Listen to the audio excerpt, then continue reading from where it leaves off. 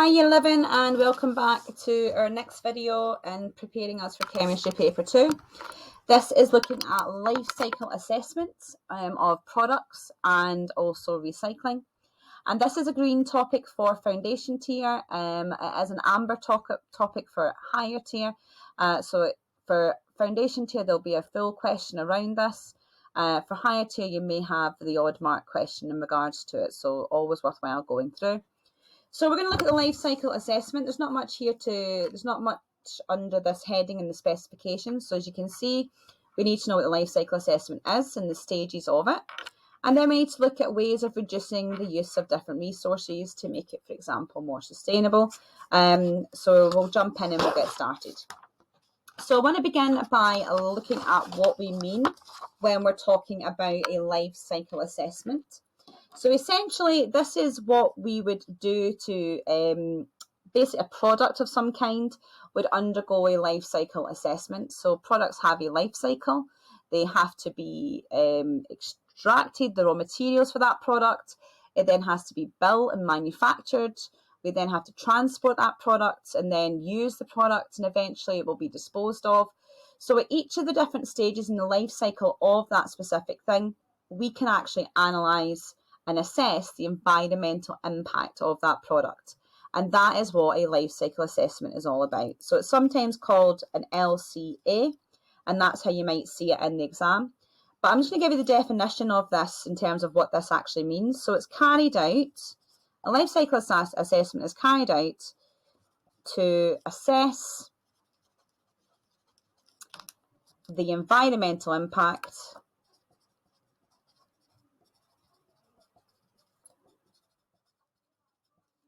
of products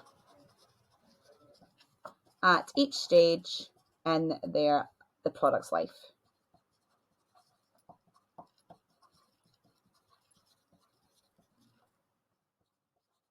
Okay, so that's essentially what we mean by a life cycle assessment. So it's looking at the environmental impact of the product at each of the 4 stages in the life cycle of that product. I do want to point out that these are often, so sometimes elements of this could be given a numerical value. However, often it is a value-based judgment. It's a value judgment. And therefore, what you might interpret as being or having a greater environmental impact, others may not. So it's just to be aware that sometimes the examiners ask around this idea of life cycle assessments being value-based judgments, and how obviously they're open to bias essentially. So just be aware of that. So we're going to look at the life cycle assessment in terms of the 4 stages. And I've put this as a diagram for you, which we're going to essentially annotate and write around just so that you're aware of each stage. So we're going to, first stage is obviously it is born. So that comes from extracting and processing what we call the raw materials for that product. So whatever that might be. So for example, if it was aluminium that I wanted to build an aluminium can, well, we'd have to extract the aluminium from its ore, which is aluminium oxide. So we'd have to dig up the ore. We'd then have to carry out electrolysis to then process to get the raw materials that we would need. As you can see though, can you see I've put finite and renewable? And this links into the potable water topic that the video as well. So just be aware that finite, obviously if it's a finite resource, that means we are using it faster than we can replace it. And that would have to be considered in the life cycle assessment. Because obviously things like metals or aluminium or copper, we are running out of those ores. They are a finite resource, so digging them up all the time would actually have a negative overall effect. So that's why I've put finite or renewable here. So that's something to consider at that specific stage. But obviously to extract and to then process something like aluminium would require a large amount of energy. Which could be expensive, for example, and that energy can then have a specific environmental impact. As you can see, I've got a lorry here because transport does form part of the life cycle, because we do have to move from one stage to the next, and that obviously can have an environmental impact because we are obviously using fuels and they release CO2, for example, and can have a negative impact on things like global warming. So we then move to the second stage, which is the manufacturing and packaging stage. Again, we might get our aluminium, we then have to manufacture it, and that might require the use of chemicals. And as such, that could, for example, release chemicals that are toxic. Okay, that are toxic in the environment, and that's a potential thing we'd have to consider at using the life cycle assessment. And we'd also use a large amount of energy here. So again, we might have an increase in CO2 production because we're having to use a lot of energy in order to then manufacture that specific product. We then have our transport again. So again, that could link to CO2 because that then our product has been made. So then it'll get sent out to different stores or whatever it is that sell that product. And then we're at the third stage, which is essentially use. And the use of the product, obviously, if you think of something like a paper bag versus a plastic bag, well, paper bags generally are only usually a one-time use, whereas plastic bags we can reuse. So actually, we'd maybe say that our paper bags at this specific stage would not be as environmentally efficient as what a plastic bag would be because we can reuse it, for example. So that's something to consider about its use. Can we recycle it? Can we reuse it? Or is it, for example, a one-use product? And as such, that would not make it very efficient. So, for example, plastic water bottles, sometimes if you buy a water bottle, people might not reuse them. So therefore, that would actually lead to quite a large amount of, in terms of life cycle assessment, that wouldn't be very great at that specific stage. And then eventually your product would reach the end stage, which is the disposal. And what we have to consider there is how we dispose of the item. So as you can see, I've got different types of methods here. So we've got landfill, incineration, and recycling. And it's being, again, aware that of the environmental impact that can have. So landfill obviously takes up a large amount of space in the land, and it can, if it was toxic, if, for example, chemicals could seep into soil. Incineration, burning, that can release toxic gases and things like that into the atmosphere. So again, I'm hoping you've picked out that you can really unpick the life cycle of a product by assessing at each stage the environmental impact. And really, as from an examiner's point of view, they might get asked about to identify the different stages. So they might give you statements and you've got to say this is disposal, this is extraction, and that's relatively straightforward. However, you may also be given a 6-mark question in regards to this. And I thought I'd do one with you because I think it's the only way really to do life cycle assessments in order to be aware of how to answer these kinds of questions. Have I skipped a page? No, I haven't. So let's have a little look at this specific question here. So life cycle assessment questions often come in tables. So you'll have a table with lots of information, and as you can see, if it's a bit blurry, but as you can see, it says quite clearly that table 1 gives some information about wood and aluminium. This is looking at a greenhouse frame, so that is our product. Okay, and we're looking at whether it can be made from wood or aluminium. And as you can see, I've got the different stages in its life cycle. So that would be stage number 1, wouldn't it? The mass of the greenhouse frame would be linked to things like transport, storage, that kind of stuff. The useful lifetime in years, so that's the use stage. And then we've obviously then got disposal. So you can see this is a life cycle assessment question. We have our 2 products, so we've got wood and we've got aluminium. And then we've got information. So the raw material is renewable. We've got non-renewable for aluminium. In terms of mass of the frame, 80 kilograms of wood and 20 for aluminium. The usefulness in terms of lifetime, so as you can see, aluminium lasts longer than the wood. And then disposal can be chopped up and used as fuel, can be recycled into aluminium products. So everything we need to answer this question really is in the table, as well as our understanding of the life cycle assessment. So the question asks us, because I'm going to bug the question, to evaluate the use of each material for making greenhouse frames. So you're going to look at each material in turn, you're going to look at each stage and then evaluate. So evaluate means pros and cons, and therefore essentially look at which specific, it doesn't ask you that here, but you could be asked, for example, to identify which one would you use and why. Okay, so we're going to evaluate this. So again, I would take it each section, each row at a time. So we'll start off with the raw materials. So you can see that for wood, the raw materials are renewable. So therefore we should know that renewable means we're using it. It basically can be replaced just as quickly as we're using it. So therefore, essentially, it shouldn't run out. So for wood, we could say that wood wouldn't run out.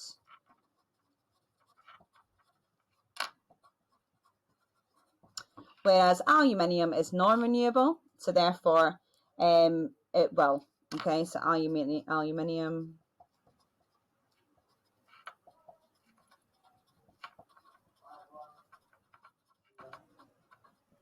Okay. We should also know that aluminium comes from an ore, so therefore it would be really expensive to extract that because it is a metal. So we could say something like extraction is expensive for aluminium. Okay, and again, we know that from paper 1 when we look at electrolysis. So that's our raw material stage. If we then look at mass of the greenhouse stage, or the transport, because don't forget, we're going to be transporting these things from extraction to manufacturing to use to disposal. Wood is obviously heavy compared to aluminium. So if it's heavier, we'd expect that to be more expensive to transport because it's heavier, so therefore more fuel would be used. So we'd say wood, more expensive as it is heavy, so therefore more fuel would be used to transport, and the vice versa for aluminium. Obviously, if it's heavier, it would be more difficult to handle, to transport it as well. So wood, difficult to handle because of its weight. So what I'm hoping you're seeing is how straightforward these kinds of questions actually are for a 6 marker. You've just got to look at each row and break down, well, which stage in the life cycle is it? What do I need to think about? If it's raw materials, I need to think about, is it a finite resource? If it's things like metals, the metals generally have to undergo electrolysis or some form of reduction to get the metal, so that would require energy and therefore be expensive. In terms of transport, that's going to be using fuel, and fuel costs money and obviously has a negative environmental impact, so releases carbon dioxide. In terms of use, you can see quite clearly from the diagram, I'm going to get a longer use of aluminium than I am for wood. So again, if we write use, so the wood would need replacing more often, okay, than aluminium over time. And then in terms of the end of the life products, as you can see, they both can in fact be reused for other things. So it can be chopped up for fuel and can be there and recycled. So again, can be used to make other products. So I've broken it down, and then as you can see, we're weighing up which one to use if it then went on to ask you that based upon your evaluation. So hopefully that's broken down for you, the types of questions you might get asked. The products can vary. I've sometimes seen it where they're testing different tennis rackets. I've seen them asking you to compare plastic bags to paper bags, different types of milk bottles. It doesn't matter. Everything you will need is in the text, and your understanding of the life cycle assessment can then help you to evaluate and break down that specific question. So that's the life cycle assessment section. We're now going to move on to look at recycling. And actually, this is probably the most straightforward part of this topic. So as you can see, I've got the slogan for recycle, reuse, reduce, and that is obviously something you'll have heard of before. So we know that reduce is a reduction in the use of the product. So as you'll know, plastic bags is a classic example. A charge got brought onto plastic bags at the supermarkets, and that was to help to reduce the use of plastic bags. Reusing and recycling. So plastic water bottles, filling them up with water at home would be an example of reusing. Recycling, things like aluminium cans can be recycled back to make more aluminium cans. And all of these things are all ways in which we reduce the impact, okay, of essentially limited resources. So we know that things like copper, for example, are finite resources. So if we did reduction on reducing and recycling of those things, then actually we would not have an impact on our limited resources, or we would reduce the impact on our limited resources. Obviously, when we get our products that requires energy, so this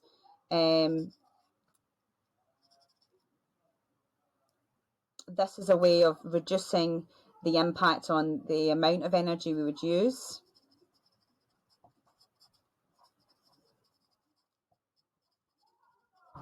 And also the sort of negative impact on the environment.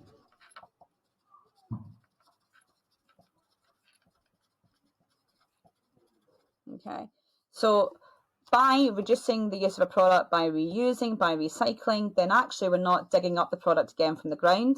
So if we've got finite resources, it means we're not going to run out of them. We're then not processing them as much. So in terms of life cycle, we're not having to remanufacture. So therefore, the amount of energy we would use is reduced. And as a result of that, then things like the environmental impact would in fact be reduced. So that's why those three things are really important. I've not seen many questions on this other than really identifying what these words mean and how they therefore help to make have an overall better impact on the environment. Now, items that you need to be aware of. So this is on the spec. So we need to have an understanding of how we recycle, for example, or reuse metals, glass. You need to know them in detail, but obviously things like ceramics, plastic, how we might use these three things to help have A, make it more sustainable, B, reduce the amount of energy used, and C, make sure that we don't have a negative impact on the environment. So we're going to look at metal and glass in detail because, again, you do need to know how we can do this. So we know that glass, for example, can be reused. Okay, so glass bottles, we can reuse them quite easily. They can also be recycled. And to do that, essentially what we do is we crush the glass. We then melt it. And we can then make other glass products from it, which obviously is a form of recycling. Or, in fact, it may go on to make other things. So I've seen, like, for example, a fill in the blanks question where you have to talk about the fact that you crush the glass, you then melt the glass, and then as a result, you can then reshape the glass into a new product. And I've given you kind of a breakdown of that there in the picture as well. So that's glass in terms of what you could do with that. Metals, again, we know that metals come generally from ores. You could have to, for example, it was linked to the evaluate question, wasn't it, as well? I've given you the different processes that occur. As you can see, we place our metal into the bin. It then gets taken to a recycling factory where they can then separate out the metals. The metal can then be melted and treated to make other products. Might be the same product, for example, like aluminium, or it could be used for other things. And then that process essentially reoccurs. So key things I want you to know about this is that metals can be recycled by melting and recasting or reforming into different products.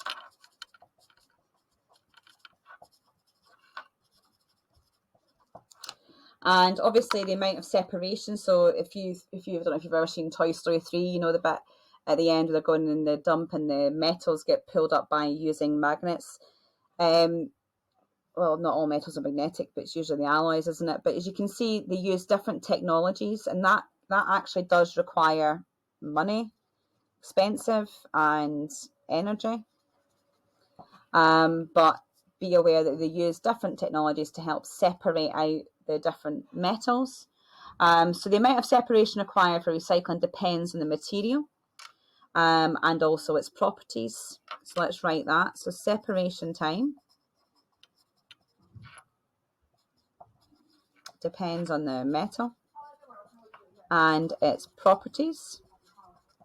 Okay, so just be aware that that's important.